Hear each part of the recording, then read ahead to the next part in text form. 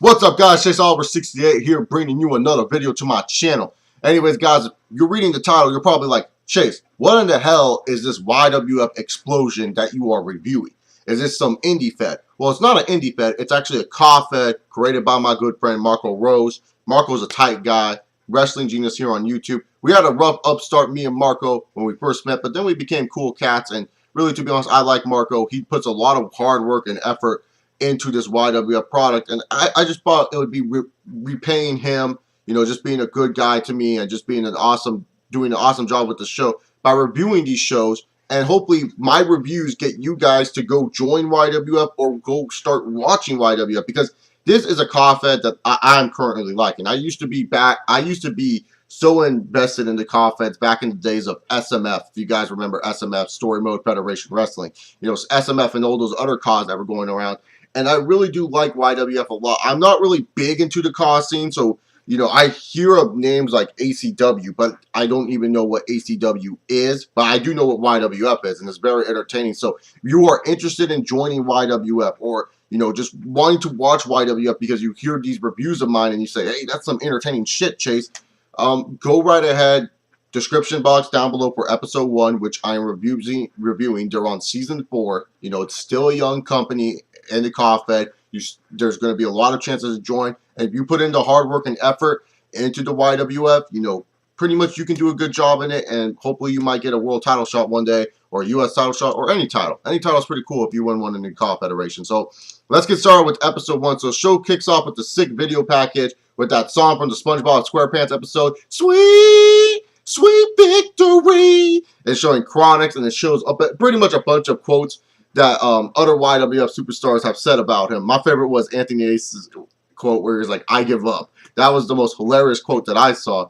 And so pretty much it was just showing Kronicz holding the YWF World Championship, winning the Money in the Bank briefcase that he won last season. And really, to be honest, this was a good way to start off your show. You have your world champion being featured as a big-time player. Might as well, you know, keep on shoving him down our throats. Show us why he is the world champion. Show us what he did to earn the World Heavyweight Championship. And that was a good way. It was a nice little recap for some people who may have not watched Season 3. Now we do a promo segment with Mocha Bane, and he's impersonating Livy McIntyre. And let me tell you guys something. I thought this promo was hilarious. I love the McDonald's reference. I love where he's all like, all I can win is the hot dog eating contest. I thought that was hilarious.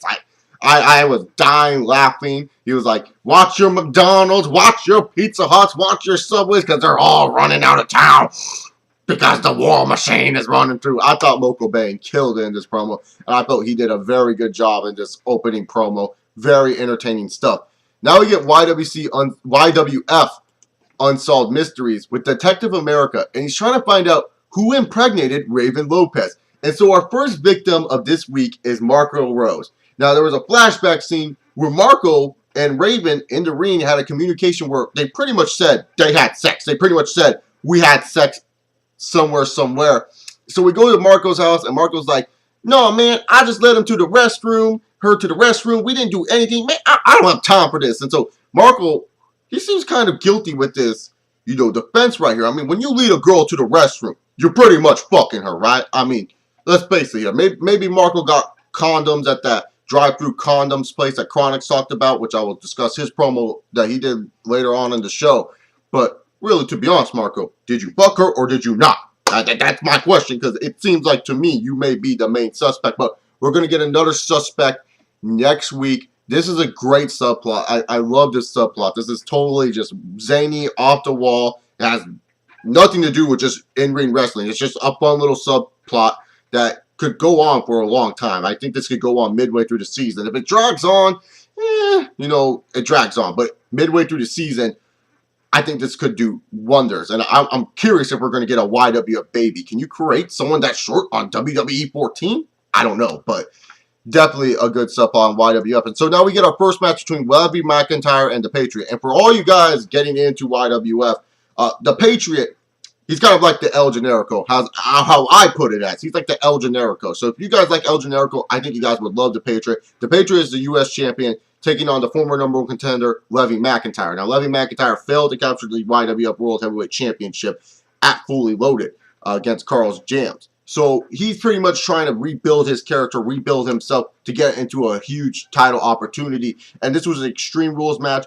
The Patriot, he looked good in the beginning portion of this match, but then afterwards, Levy McIntyre pretty much controlled most of the match, hitting a bunch of great suplexes. The War Machine stretch was introduced into this match.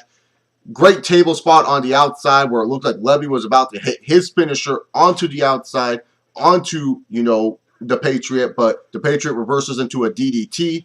We got some good stuff in here, and this was a nice opening Extreme Rules match going on here. And I really did enjoy seeing this match. I felt that they did a great job with the characters in this match. You know, giving the Patriots some offense, but you have to reinforce that Levy McIntyre is still the War Machine. He's still dominant. They did a great job in booking these characters here tonight. Levy McIntyre ends up getting the win.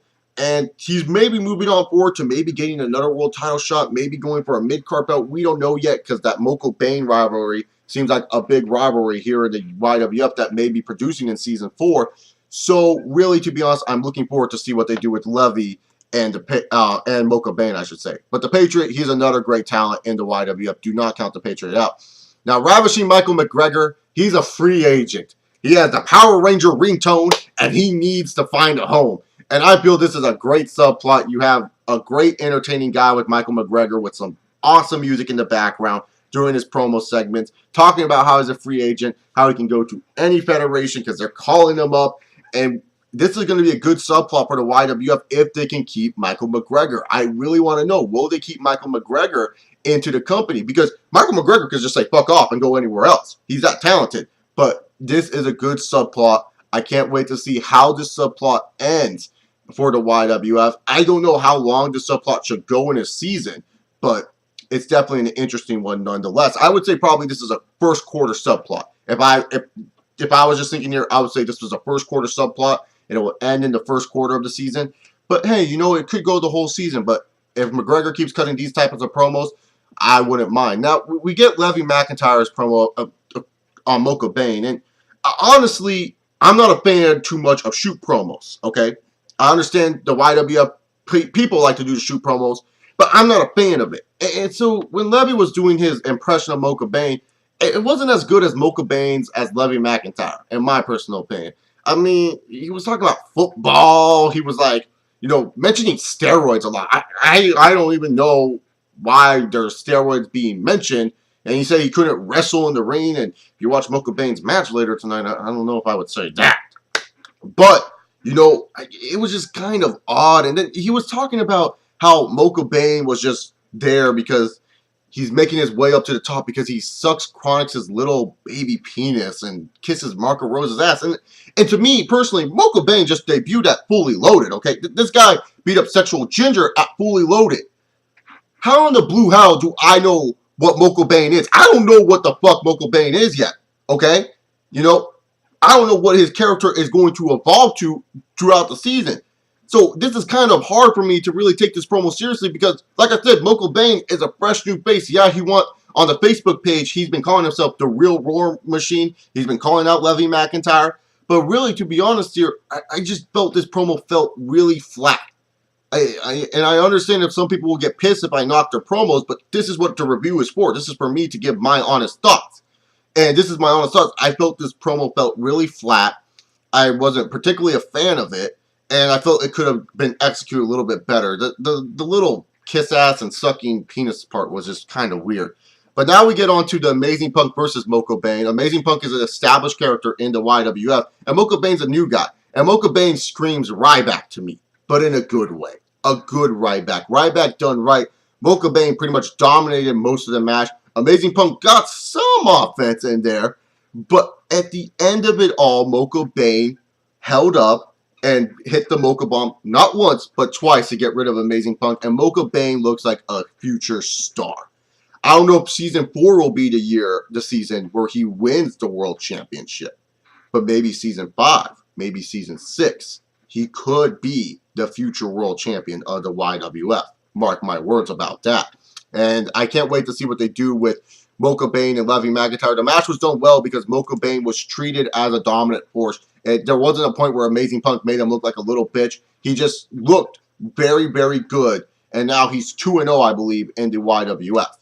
Now we move on forward to the YWF champion Kronicz promo, and then Karl Jams' promo for the match that they're going to have for the YW Championship as our main event tonight. Now, Kronicz's promo was pretty damn good. I'd like to mention about how no one in Texas thought he was going to be, the champion. How he looked at idols such as Kevin Nash to become such a great mind in the professional wrestling business. And he was like, he felt very edge-like in the beginning of this promo where he was talking about like, yeah, first, you guys want to see me break out. And then all of a sudden, you guys started to boo me. You guys started to boo the hell out of me.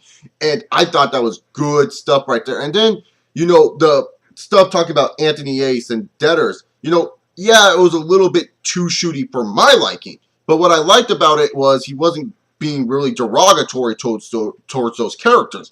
He was saying that, like, these people thought I politicking my way to the top. But honestly, I got to the top because I'm one of the best. I am one of the best here in the YWF. And this promo right here should solidify why Kronicz is not only one of the best in the YWF, but why he is your YWF World Champion. He makes a perfect heel YWF World Champion. I'm really loving this run by Kronicz. Even though his promo was very good, I felt Karl Jams killed it tonight with the promos. His promo was excellent. I felt very Razor Ramon, Dean Ambrose, Psycho mixed into one in this promo.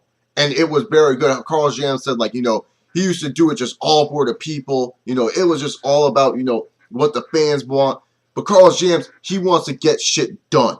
He wants to get shit done. That was something that he was missing in the YWF. It was straight, direct, to the point. He talked about no one is going to get in his way of getting shit done. And I felt Karl Jams killed it in this promo. In my personal opinion, the best promo of the night out of all the YWF superstars. Very good job. And that leads us to our main event, the YWF World Heavyweight Championship being defended by Kronicz and Karl Jams. Karl Jams throughout the whole match was pretty much dominating, trying to show, hey, I can get shit done. He was going a little bit too fast in the match, and that was mentioned by one of the commentators, Bayless. He's saying, like, hey, he needs to slow down a little bit. But Karl Jams wasn't slowing down. Karl Jams was looking to end this match quick to show I can get shit done. But Kronicz, being the smart champion that he is, Karl Jams is pretty much gassed at this point, and Kronicz ends up pretty much dominating the rest of the match. Karl Jams gets a little few hits in there, but in the end of it all, Kronicz ends up winning this match just because Karl Jams, pretty much wasted most of his energy trying to finish off the match early on. And this was good storytelling in this match. I mean, I know it's weird saying, oh, you're watching a video game. How can you tell if it's storytelling? There was storytelling being told. The commentators did a pretty well job of explaining the story, even though there were some audio bugs here or there in the commentary. But other than that, they told a great story in this match, and I really liked it. And at the end of it all, Kronicz remains our World Heavyweight Champion. I really did like, that Kronicz won this match. I feel like you don't give up on Kronicz. I don't know if Season 4 he's going to hold the title the whole way. Maybe there's someone that could take it away from him, but he seems like he may dominate Season 4 as the YWF World Champion for a while. Great win for Kronicz. Karl Jams, he's going to be rebuilding himself, and I can't wait to see how he rebuilds himself. If he keeps cutting promos like this, those money promos that I thought he cut, there might be some big things for Karl Jams, and he might actually win the World Championship later down the line in Season 4. Overall, what I liked about YWF tonight was just the promos. The matches were all pretty solid to watch. I really did enjoy the matches that they played on the show. Very good storytelling in the main event, and the opening match was really fun to watch for Extreme Rules match. Little complaints were some of the audio bugs that happened during the show, but I'm pretty sure that will be fixed on later on. No, nothing really to gripe about there. I liked the arena setup for Xplosion. It gets better every year. Marco does a great job creating the... I don't know if Marco creates arenas, because I don't really discuss in-depth YWF with him, but he did a great job creating the arena. I felt the arena just felt so perfect for the theme that YWF Explosion is. And I felt YWF did a great job in their opening show. I give it a solid B. Like I said, some of the promos kind of felt to me, but other than that, I felt they did a great job with the whole show, and some of the production's issues kind of brought it down a little bit. But other than that, very good start to Season 4. A lot of good characters being built here, and you guys got to check out YWF. If you aren't checking out YWF, you are crazy. It's a very good CAW show. They do a good job. I don't understand how this CAW show is not getting bigger and bigger. It's ridiculous to me. But anyways, guys, if you like this video, comment down below your thoughts if you're going to check out YWF or if you're interested in YWF and all that other stuff. I got a Q&A, NFL predictions, and all that stuff coming for you to the channel. Like I said, this is a busy week for Chase Oliver 68. Anyways, I'm out of here. Hope you guys enjoyed this special video. I'm going to be doing these videos every time I see a YWF episode uploaded. So you guys don't like it, I'm sorry, because this is my channel and I'll do what I want.